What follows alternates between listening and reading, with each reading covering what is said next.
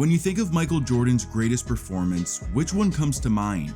The shot on Elo to win the series against the Cavs in '89? How about his iconic shrug game after hitting 6 threes in the first half of the '92 finals? Or is it his legendary flu game against the Jazz in the '97 finals? I can go on forever. MJ owns a handful of the greatest performances in NBA history. But in my opinion, Game 6 of the 1998 finals against the Utah Jazz stands as his masterpiece. In a decade of complete and utter dominance, Jordan had a chance to do what no one has done in modern NBA history: capture a second three-peat and his 6th title in 8 years.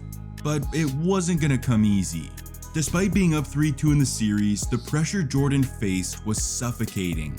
This was Chicago's last dance. Coach Phil Jackson was gone at the end of the season, and MJ's second retirement was looming. And to make matters worse, Scottie Pippen gets injured and leaves the court just minutes into Game 6. Everything was on MJ's shoulders. In this one game, Michael Jordan has a chance to do the impossible and solidify himself as the greatest to ever do it.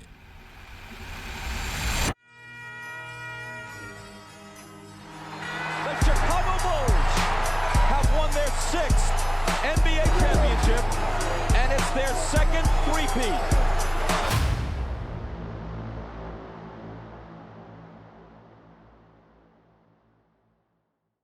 It's been over a quarter century since MJ's historical Game 6. So much has happened in the NBA since. So to understand the importance, the stakes, the sheer magnitude of this game, we have to go back even further.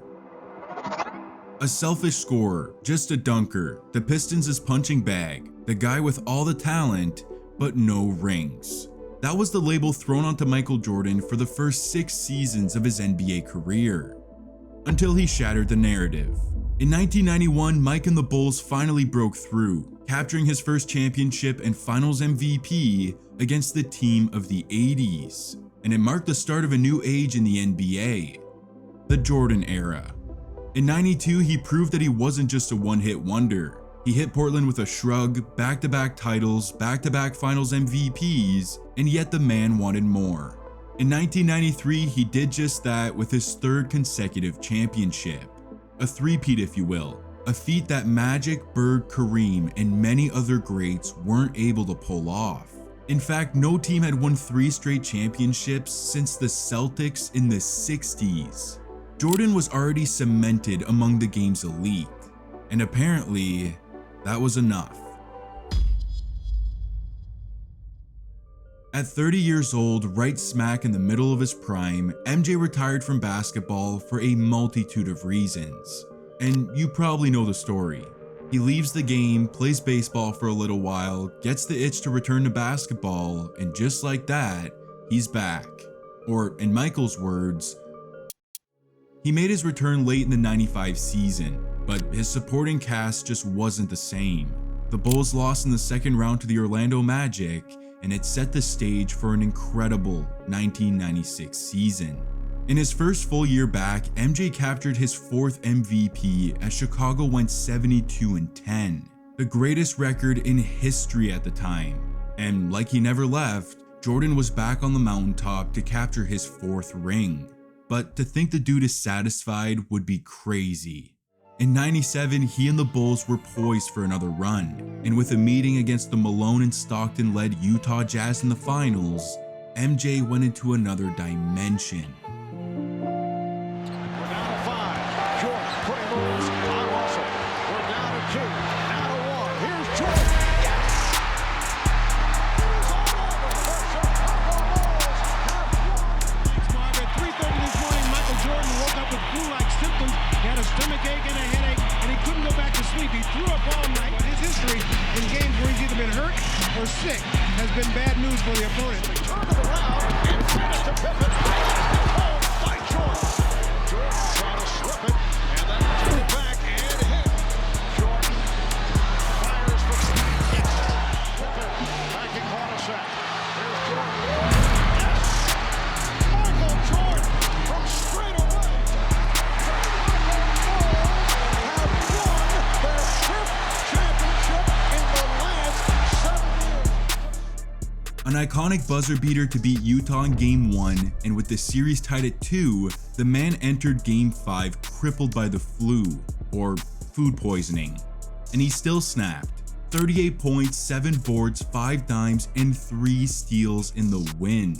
He wasn't human. Jordan's greatness was truly unshakable now. Back-to-back titles, 5 in 7 years, and a 5th Finals MVP.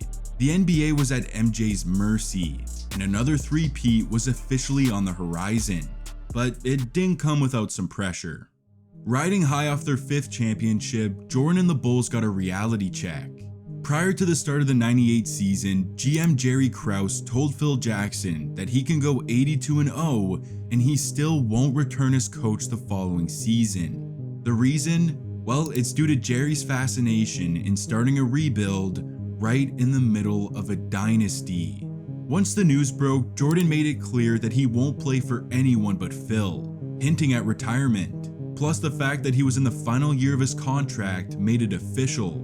This was the last dance for the Bulls' dynasty.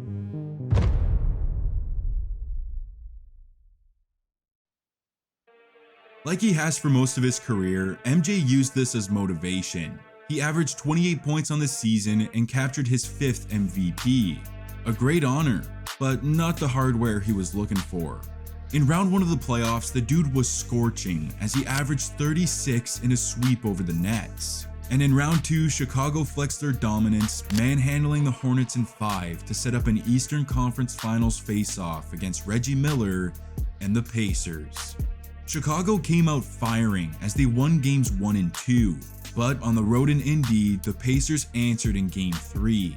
And thanks to some late game heroics by Reggie Miller in Game 4, this series is tied at 2. The Bulls would answer at home, and then Indiana did the same to force a do-or-die Game 7. Just the second such game during the Bulls' dynasty. But Jordan didn't flinch. We're gonna win Game 7. I never make promises. I don't make promises to my wife, but we will win Game 7. With the dynasty on the line, MJ stayed true to his word, pouring in 28 points to survive and keep the three-peat alive. Indiana pushed them to the edge, but their next opponent will be their greatest test, because they know them all too well. It was the rematch. Jordan and his Bulls up against a two-headed monster in Utah, motivated by what happened last season. And Game 1 made that clear. Despite a 33-point outburst from MJ, the Jazz managed to escape with a 3-point overtime win to get one step closer to revenge. But bad news for them, Jordan took that loss personally. In Game 2, the man lit Utah's building on fire with a 37-point nuke, including 13 of those in the fourth quarter, as the Bulls are headed back to Chicago with the series tied.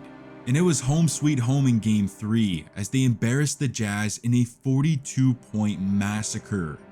Yes, the largest winning margin in NBA Finals history, and Chicago goes up 2-1. With a chance to go up 3-1, Mike was electric once again with 34 points, including another double-digit fourth quarter. And for the second year in a row, they've put Utah on the brink of elimination. MJ can taste the champagne, but it would have to wait. Karl Malone was a wrecking ball in Game 5, smashing the Bulls for 39-9-5 in the win to avoid elimination, pushing the series back to Utah for a Game 6. Jordan and the Bulls had a golden opportunity to clinch the three-peat at home. Instead, they now face a daunting Game 6 and potential Game 7 on the road. The pressure was mounting. A Game 7 with an older, injured, worn-down Bulls team is not ideal. It had to end now. MJ has to get his 6th in 6.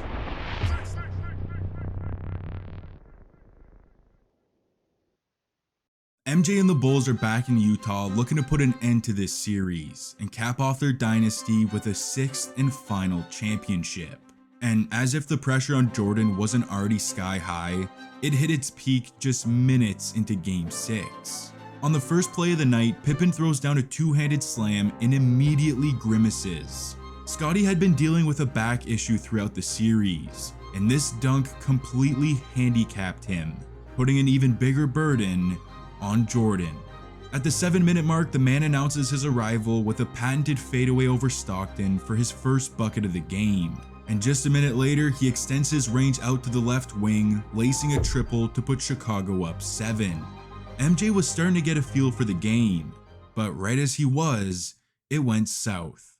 Laboring with that back injury, Pippen heads back to the locker room at the 5-minute mark of the first quarter, officially leaving Jordan all by his lonesome.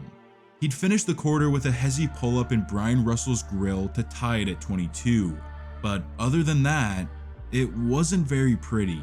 8 points on 3 of 8 shooting, getting outplayed by Karl Malone, who had 12 at the end of the frame.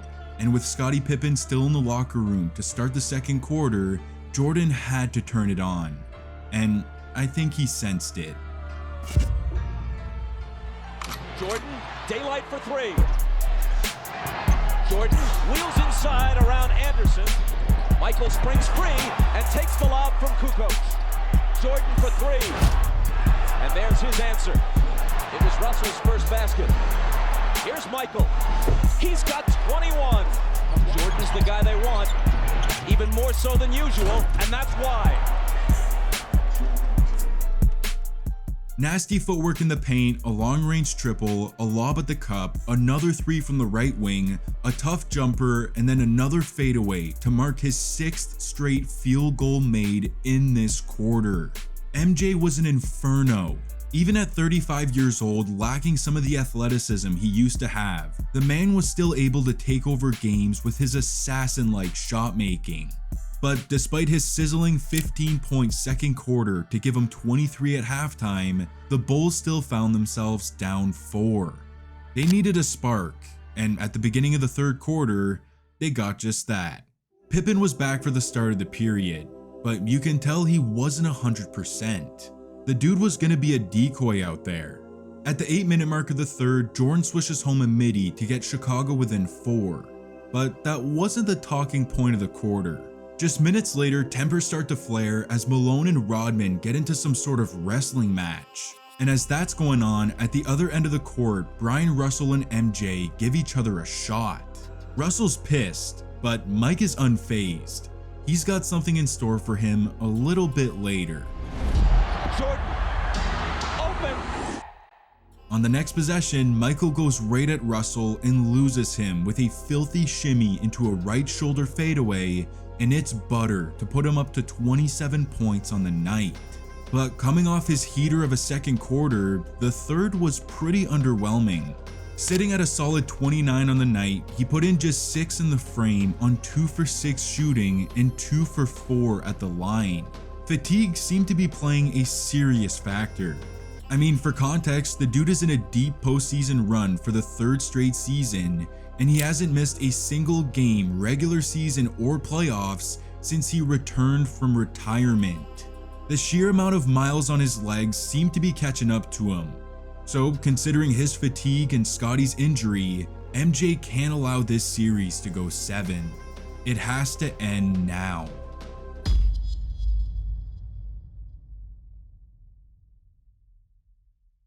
To start the fourth quarter, he drives and fades off the block for a wet jumper to put him up to 33 points. His reaction? Ice cold. It's time to kill.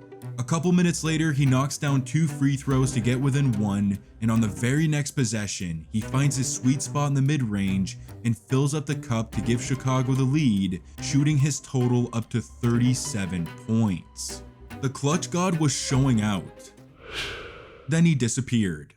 Midway through the quarter, MJ went cold, missing 3 straight field goals within a minute, all of which were short, a telltale sign that a player is fatigued since he can't get enough elevation on his jumper. This was worrisome. At the 3-minute mark, Mike launches a 3 and he's short yet again. Utah comes back down and Malone flares for a wide open jumper to put the Jazz up 4 with 2 minutes to go. It looked like this one was slipping through the Bulls' hands. Jordan has to dig deep. Off the Malone bucket, MJ comes back and attacks the rim. Brian Russell fouls him, and he catches his breath at the free throw line as he drains both shots to get Chicago within 2. Moments later, he relentlessly attacks the rim again, gets fouled again, and as he shoots these massively clutch free throws with 59 seconds to go, Dennis Rodman is so confident that he's gonna make them that he turns away from the rim and is talking to fans as Michael laces them. The game is tied at 83. The Jazz make their way down the court and Stockton finds a weak spot in the defense. Karl Malone dots him out of the post. He lines up the seams and splashes a monster 3 to put Utah up with 41 seconds remaining. A heart stopper. Chicago calls timeout and a Game 7 is less than a minute away. It was a 3-pointer that seemed to force Jordan and the Bulls into an inevitable Game 7 in Utah. But in reality, it set into motion a series of events that led to the crowning jewel of the Bulls' dynasty. Running on fumes with whatever energy he has left in the final 41 seconds, Michael Jordan, like he has his entire career, delivered with the single greatest sequence in sports history. Michael working on Russell, brings them to within 1. They scored within 4 seconds there. That's how quickly that changes now. Now it puts the pressure on the Jazz to score once again. Jordan with 43. Malone is doubled. They swat at it and steal it. Here comes Chicago. 17 seconds. 17 seconds from Game 7 or from championship number 6. Jordan open. Chicago with the lead. Timeout Utah. 5.2 seconds left. Michael Jordan running on fumes with 45 points. If this was in a movie, you wouldn't believe it.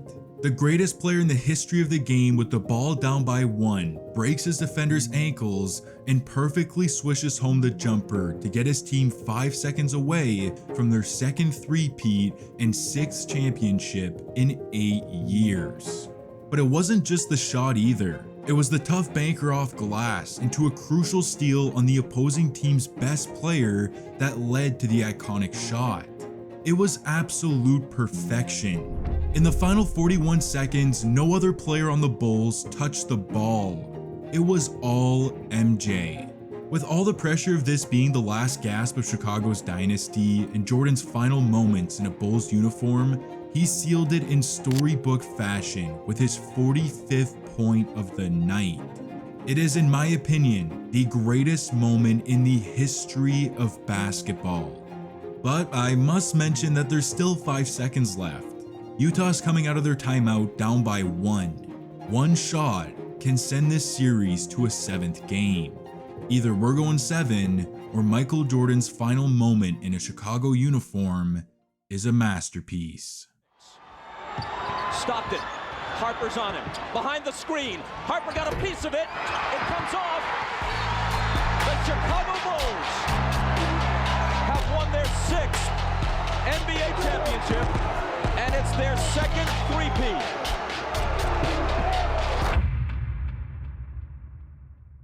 Maybe it's my fault. Maybe I led you to believe it was easy when it wasn't. Maybe I made you think my highlights started at the free throw line and not in the gym. Maybe I made you think that every shot I took was a game winner, that my game was built on flash and not fire. Maybe it's my fault that you didn't see that failure gave me strength, that my pain was my motivation. Maybe I led you to believe that basketball was a God-given gift and not something I worked for every single day of my life. Maybe I destroyed the game. Or maybe you're just making excuses. Jordan, open, Chicago with the lead. The Chicago Bulls have won their first ever NBA championship. Chicago Bulls have won the NBA championship for the 2nd straight season. Chicago Bulls have won 3 straight NBA championships. The Chicago Bulls have won